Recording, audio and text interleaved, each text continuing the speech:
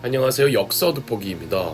한국 현대사의 흐름 속에서 남긴 흑역사 9부입니다. 남북한의 한국전쟁은 1953년 끝이 났지만 계속 분단이 이어지던 상황에서 남한과 북한은 서로 간첩들을 특파해 비밀 공작 업무를 수행했답니다. 당장 1968년 김신조 포함 무전공비 31명이 박정희 대통령을 암살하기 위해 청와대 바로 직전까지 내려오기도 했었고, 같은 해 10월에서 11월 울진 삼척 무장공비 침투 사건이라고 무장공비 무려 120여 명이 해안가를 통해 남한으로 침투해온 사건도 있었습니다. 울진과 삼척으로 침투해온 무장공비들은 강원도와 경북 사이의 산간지역에 숨어들어 그 지역에 살고 있는 한국의 화전민들을 대상으로 선전 활동을 펼칩니다. 그러나 주민들이 경계하자 화전민들을 무참히 살해했다는 일도 있었죠. 인근 마을에서 재산 약탈 사건도 비일비재하게 일어납니다. 한국 정부와 국군들이 계속된 수색전과 소탕전을 전개해 68년 12월이 되어서야 모조리 선멸하기는 합니다. 68년 김신조의 121 사태와 울진 삼척 무장공비 침투 사건을 기점으로 이 북한 간첩들 관련한 사건 사고가 가장 많던 시절이 70년대였지 않나 싶습니다. 우선 북한 조직 내 대남 공작을 담당하는 부서는 인민무력부 소속 정찰총국의 해외정보국입니다. 또 당 직속의 225국 대외연락부라는 부서도 있죠. 대남 공작원 교육 및 관리, 파견 후 정보 수집 등의 업무를 하고 있고요. 그렇다면 70년대에 어떤 간첩들의 사건 사고가 있었는지 시간 순서대로 말씀드려보겠습니다.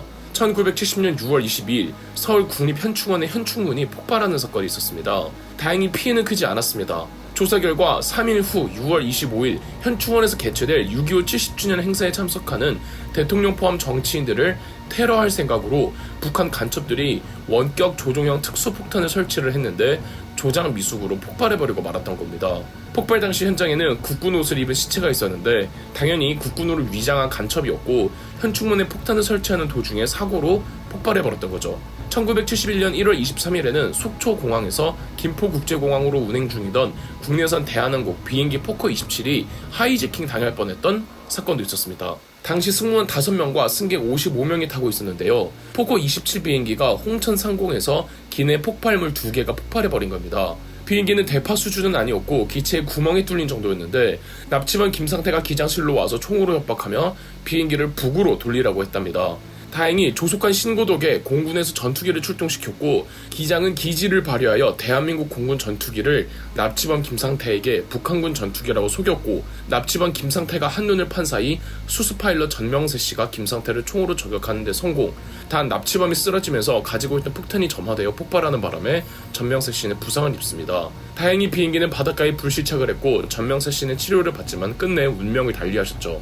이 대한항공 F-27기 납북 미수 사건은 그런데 약간 성격이 다른 게 납치범 김상태가 북한 간첩이나 공작원이 아니었다는 겁니다. 그저 평범한 대한민국 국민이었는데 기내에서 사살되면서 범행 동기를 취조할 수 없었지만 아마 항공기를 납북시켜서 북한으로 데려오면 엄청난 대접을 받는다는 말에 속아 범행을 벌인 게 아니었을까요? 1972년 12월 28일에는 홍어잡이를 하던 어선 5대항호 61호와 62호가 북한 경비정에게 납북된 사건도 있었습니다.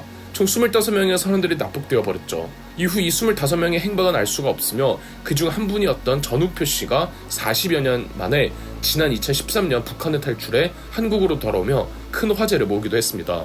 1974년 2월 15일에는 역시 인천 앞바다에서 어선 활동을 하던 수원 33호가 납북되기도 했습니다. 같은 해 1974년 5월 20일 추자도라는 섬에 무장공비가 침투했었고 한 달 후였던 6월 28일 강원도 고성군 관할에 대한민국 해경 경비정 제863호가 북한의 해군 경비정 세척과 조우에 교전을 벌이는데 이 사건이 속초해전이라고 경비정에 타고 있던 28명 가운데 8명은 전사했으며 18명은 실종되었고 2명은 납북되었죠. 당시 제일 충격적인 사건은 1974년 11월 5일 발견된 북한의 대남용 땅굴이었습니다. 지금에서야 관광지로 관광 수입을 올리고 있는 땅굴이지만 최초로 발견되었던 연천의 제1땅굴은 한국 사회의 경악을 금치 못하게 했죠. 이 땅굴은 서울에서 불과 65km 거리였으며 중하게는 물론 1시간 간격으로 1개 연대가 지나갈 수 있는 규모의 땅굴이었습니다. 여기에 부비트랩도 설치해서 수색 중이던 미군과 국군이 피해를 보기도 했죠. 땅굴은 북한군이 삽으로 수동으로 판 거였으며 발각되기 직전 먹던 밥 다 내팽개치고 도망쳤다고 합니다. 그래서 발견 당시 음식에서 김이 올라오고 있었다고 하죠. 1976년 6월 또다시 무장공비 3명이 강원도 화천과 양구 사이 부근에서 발견되어 사살되었습니다. 1978년 11월에는 충남 광천에서 무장공비들이 침투해 홍성과 보령 부근을 활보했는데 민간인 살상 피해도 있었으며 군경 수색대가 나섰으나 당연히 바다를 통해 돌아올 것으로 생각했는데 무장공민들은 북상하여 한강을 통해 북한으로 다시 넘어갔으며 무엇보다 당시 우리 군경 쪽 통신보안이 원활하지 못해 이를 도청하는 데 성공한 무장공비들이 수색망을 피해 도망칠 수가 있었죠. 이 광천지구 무장공비 사건은 우리 측 실수로 잡지 못한 대표적인 실패 작전으로 꼽힙니다. 1970년대 가장 많은 이슈를 모았던 사건은 영화배우 최은희와 영화감독 신상옥 감독이 납북된 사건이 아니었을까 합니다. 신상옥 감독이야 당대 대한민국을 대표하는 최고 감독 중 한 명이었고 신상옥 감독의 아내였던 최은희 또한 이전에 최고 인기를 누리던 한국 최고의 스타 여배우 중 한 명이었습니다. 두 영화인의 대표작이 바로 영화 사랑방의 손님과 어머니였죠. 두 부부는 이혼을 한 상태였고 이혼 후 최은희는 안양 영화예술학교의 교장이었는데 1978년 조총련 출신들의 영화 합작 제안에 혹한 최은희는 홍콩으로 출장을 가는데 위장한 북한 공작원들이 최은희를 마카오로 다시 유인하고는 최은희를 속여 배를 태운 뒤 마취시켜놓고 강제로 북한으로 납치해버립니다. 중앙정보부는 신상옥 감독을 찾아가 최은희의 납북 소식이 맞는 것 같다면 알려주었고 충격을 먹은 신상옥 감독은 최은희의 흔적을 찾기 위해 똑같이 홍콩으로 갔다가 조총련 공작원들을 만나 최은희와 비슷한 루트로 같이 납북되어 버렸습니다. 이 사건이 신상옥 최은희 납북 사건입니다. 생각해보세요. 지금 박찬욱이나 봉준호 감독이 납북되었다고요. 이 납북을 사주한 자는 당시 김일성 밑에서 존재감을 키우고 있던 김일성의 아들 김정일. 북한 내 문화부 쪽 업무를 담당하는 김정일은 소문난 영화 광이었는데요.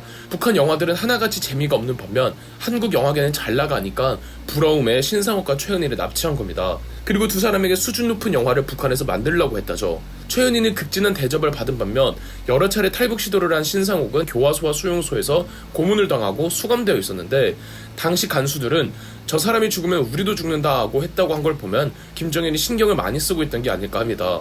수감소에서 나온 뒤 신상옥은 최은희와 재회했고 김정일은 두 명에게 최고의 대우를 해주었지만 겉으로만 그럴 뿐 늘상 감시와 도청 속에서 살아야만 했습니다. 그런데 북한에서 김정일의 전폭적인 지원으로 신상옥과 최은희는 정말 수작 영화들을 만들어내서 유럽의 해외 영화제에 많이 출품했고 상도 꽤 많이 탑니다. 그렇게 납북된 지 8년 후였던 1986년 영화 촬영차 오스트리아 빈에 왔을 때 신상옥 최은희는 미국 대사관으로 도망친 후 미국으로 망명 신청을 하면서 가까스로 탈북할 수가 있었죠. 또 1970년대 있었던 사건 중 하나가 1978년 12월에서 이듬해 4월까지 이어진 연쇄 강도 사건인데 평범한 연쇄 강도가 아니었습니다. 주로 강남의 부유층을 상대로 금품을 갈취하고 심하면 사람에게 상해를 입히기도 하는 연쇄 강도 사건이 계속 일어납니다. 1979년 4월 동아그룹의 최완석 회장 자택에 들어가 경비원을 과도로 찌르기도 했다죠. 경찰들은 그간의 강도범죄 피해자들에게 목격과 증언을 수집하는 중 강도범들이 혁명 자금을 이야기하는 것을 들었고 이것이 평범한 연쇄 강도 사건이 아님을 안 경찰은 공안 경찰들까지 인력을 충원하였고 특히 악랄한 반공 고문 설계자로 유명했던 이근하는 북한 공작원들의 짓일 수 있다며 수사를 넓혀 진행하던 중 이 강도범들이 민투이라는 조직원들임을 밝혀냅니다. 민투이가 무슨 조직이냐면 남조선 인민해방전선, 일명 난민전의 전위 조직이었던 겁니다. 난민전은 북한 공작원들은 아니고 대한민국 사회 내에서 국가를 전복시키기 위한 반국가 단체였는데 이 강도 사건으로 민투이가 체포되는 과정에서 난민전도 검거되어 해산되었습니다. 그런데 이 난민전을 검거하는 일은 사실 경찰이 아니라 중앙정보부가 해야 하잖아요. 당시 중앙정보부장은 김재규, 이 일을 두고 박정희가 김재규한테 크게 실망했다고 하고 차지철도 김재규를 엄청 흉봤다고 합니다. 그리고 그 해에 김재규가 두 명을 모두 사살하죠. 이토록 70년대는 말 그대로 반공의 시대였습니다. 70년대 이후로도 북한 공작원들의 침투가 계속되었습니다. 80년대부터는 잠수정을 이용한 간첩선들이 많이 활용되었죠. 비록 이 간첩들의 만행으로 인해 소위 말하는 레드 컴플렉스가 정치적으로 악용되었다는 부작용도 있었지만 또 그런 게 생길 수밖에 없을 만큼 북한에서 수많은 공작들이 있어 왔다는 이 아이러니한 역사가 있었던 거죠. 그럼 역사 돋보기였습니다. 영상 재미있으셨다면 구독과 좋아요, 알림 설정까지 해주시면 감사드리겠습니다.